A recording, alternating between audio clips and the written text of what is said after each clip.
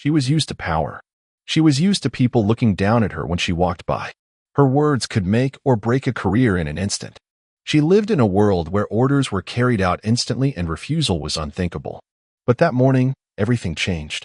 The sun was shining on the square in front of Buckingham Palace, and hundreds of tourists were taking pictures of the red-coated guards. They stood like statues, not moving, not reacting. And among them was he, tall, flawless, unbreakable. She stopped in front of him, raising her chin. Her eyes were challenging.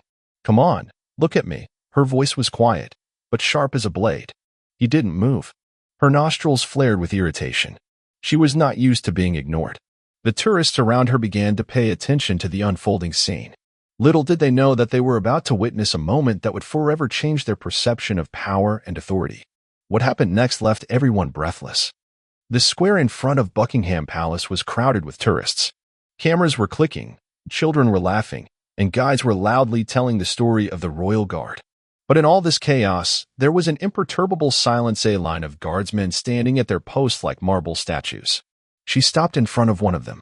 Catherine Van Broek, 36, CEO of an international financial corporation, known for her ruthless grip on business. She didn't just run a company, she ran people. One phone call from her could change someone's life. But this man in front of her, tall, with an impeccably pressed red uniform, a face carved in stone, and eyes that looked straight ahead as if through her. He did not blink. He didn't move. Didn't react. A slight smile curved her lips. "Good. Game on. Can you hear me?" she said, taking a step closer. Zero response. Her irritation grew. "Do you think you're above me?" Several tourists had already noticed the unusual scene. Someone pulled out a phone and started filming. "I can see you're alive." Her voice became cold and determined. "Or is this just a masquerade?" He remained unmoved. Her fingers tightened on the phone. She could call him right now. A call, and this man would be working as a security guard in a supermarket tomorrow. She could destroy his life as easily as she could erase numbers on paper. But that wasn't enough. She wanted something more. She wanted to see a crack in that stone shell. The tourists around froze. Everyone felt that something unusual was happening. "Okay, if you don't want to talk," she took another step closer, almost to the point of touching. Her expensive perfume filled the space between them. "Let's see how long you can ignore me." Her hand rose, reaching for his uniform. No one knew yet that this was the moment after which everything would not go according to her plan. The next few seconds would change everything. Her fingers almost touched his uniform when something suddenly clicked. A hand. A white glove. The guardsman did the only thing protocol allowed him to do. With a quick, practiced movement, he brought his hand forward, creating an invisible barrier between them. He didn't touch her, didn't do anything aggressive, but the movement was lightning fast, precise, and unwavering. Catherine took a step back, unexpectedly for herself. The crowd gasped. Someone whispered, "He moved. They rarely do that." A chill ran through her skin. Her heart pounded with irritation. For the first time in a long time, she felt challenged. He wasn't afraid of her. He wasn't making excuses. He wasn't trying to make things right. He simply stood before her like an insurmountable rock.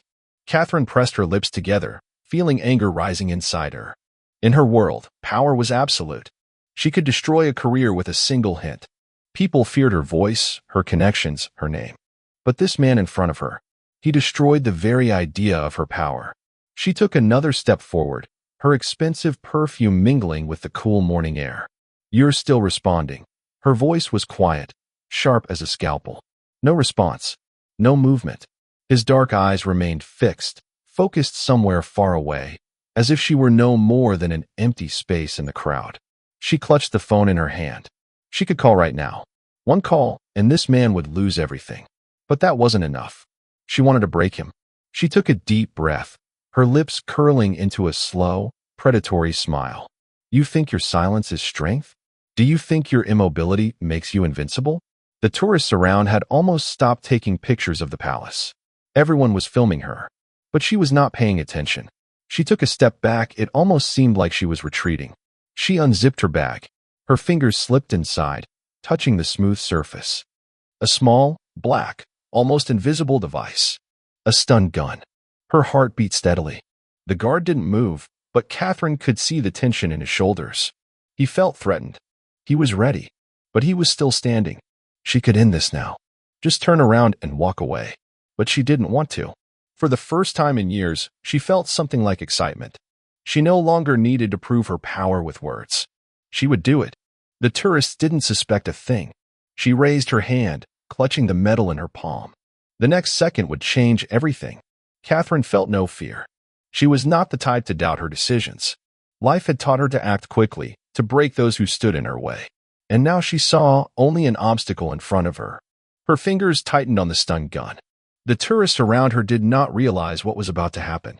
All they saw was a woman in an expensive suit standing in front of a guard. Some were smiling, thinking it was just another attempt to get him to talk. But this moment was not a joke at all. It was a war of power. She slowly raised her hand. The guardsman, unmoved as a stone, continued to stand. But Catherine noticed a subtle tense movement in his muscles. He knows. He's waiting. He is preparing. She was sure he wouldn't move even now. She was wrong. The moment her hand rushed forward, everything happened in a split second. The guardsman leaned sharply to the side, and his hand caught her wrist with lightning speed. The force of the blow was such that the taser fell out of her fingers. It fell to the stone pavement and rang loudly, attracting the attention of everyone around. People froze. Several voices simultaneously exclaimed, "What is that?" She threw something. Did she attack him? Video cameras in the crowd flashed, and someone was already running to the guards. But this was only the beginning. Catherine tried to pull her arm away, but the guard's grip was like iron. There was no fear in his eyes, only cold professionalism. She felt the world around her begin to change rapidly. She was no longer the one in control of the situation. She was the one who was losing it. "Let me go," she hissed, full of rage. The guard did not say a word. His face remained unwavering, but he held her arm just long enough to prevent her from escaping. The palace guards were already running toward them. And then Catherine made another mistake. She rushed forward with all her might, trying to escape, and, losing her balance, tripped over her own heels. She fell, right in front of the guardsman, on her knees. Her knees hit the cold stone of the square, but that wasn't the worst part. The worst part was the gaze of hundreds of people on her.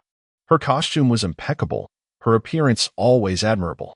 But now she looked weak, vulnerable. The guard lowered his hand, no longer holding hers. It was no longer necessary. She had already lost. The stun gun still lay on the stone nearby, its metal contacts glinting meaninglessly. People were filming every moment. The guard stopped in front of her, and one of the men said, "Stand up." But Catherine couldn't. She knew that as soon as she stood up, the footage would go around the world. A woman who thought she was omnipotent, kneeling in front of a guardsman. She clenched her fists. Her head was buzzing. How could this have happened? She was sure she would win. But this man, he hadn't even moved. He just let her destroy herself. And now, in front of everyone, she was defeated. Her world was falling apart. But the worst was yet to come. The guardsman's next words made everyone in the square freeze. Catherine could not get up. Her world was crumbling right there on the stone square in front of the palace, under dozens of cameras, in front of hundreds of witnesses. She, a woman who was used to breaking people with words, used to the world adapting to her rules, was now on her knees. The guard did not even really touch her. He just let her destroy herself. But the worst was yet to come. He slowly turned his head toward her. Yes, it was a violation of protocol. But it didn't matter now. His eyes met hers. Dark, cold, unwavering. And then he said something that turned her defeat into total annihilation. "Stand up." Just one word. Calm, even, without any emotion. But it hit her pride harder than any punch. She could hear the crowd around her holding their breath. She could not help but obey.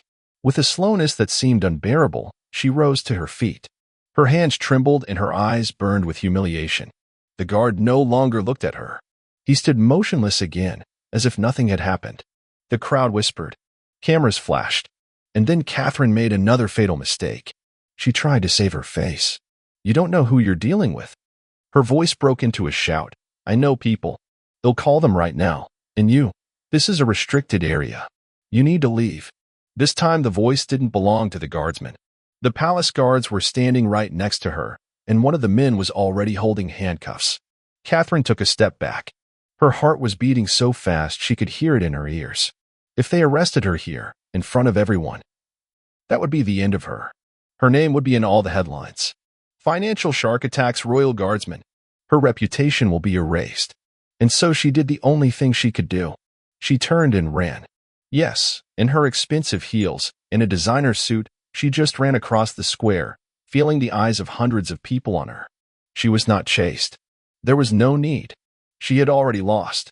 She had lost control. She had lost respect. She had lost her reputation. And worst of all, she had lost herself. That was the last thing she heard before she disappeared around the corner. Oh, my God. She was running away. And he hadn't even done anything. It was the worst failure I've ever seen in my life. And behind her, the guard was still standing, unshakable. If someone came to the square now, they would not even realize what had just happened. But the video was already flying around the web, and it would change everything. The video appeared online in 20 minutes. At first, it was just one short clip. A stylish businesswoman provokes a royal guard. He remains unmoved. She insists, tries to touch him, takes out something. He instantly reacts. The taser falls to the ground. And then she falls to her knees. 1 million views in an hour. 10 million by the evening. 50 million in a day. Catherine Van Broek has become the most famous woman in the world. But not in the way she dreamed. Her face was everywhere. The woman who lost to the guardsman. She tried to humiliate and humiliated herself. The Royal Guard. 1. Van Broek. 0. She hid in her penthouse, turned off all her phones, but even through the closed windows she could hear reporters shouting her name downstairs. A call. She stared at the screen, not daring to answer. Marcus Sterling, her boss, the man before whom bank CEOs and government ministers trembled. She took a breath, accepted the call. Catherine, his voice was quiet. Too quiet. It's just a media scandal. It will pass. You assaulted a king's guard. But and you ran away. She didn't say anything. You're no longer with the company. My lawyers have already drawn up the paperwork. We'll make sure your name disappears from all reports. Marcus, please. Sterling International is not associated with failure. Over and out. Her phone dropped out of her hand. Everything. Her career, her influence, her reputation, all destroyed in one day. She closed her eyes. The one-word "head" said to her replayed in her mind. Stand up. She remembered standing in front of him, sure that he would break. But she did break. The guard did not say another word. He expressed neither anger nor triumph. He didn't need to. True power does not shout. True power does not try to prove its power. True power stands firm. And so he won. And she lost forever.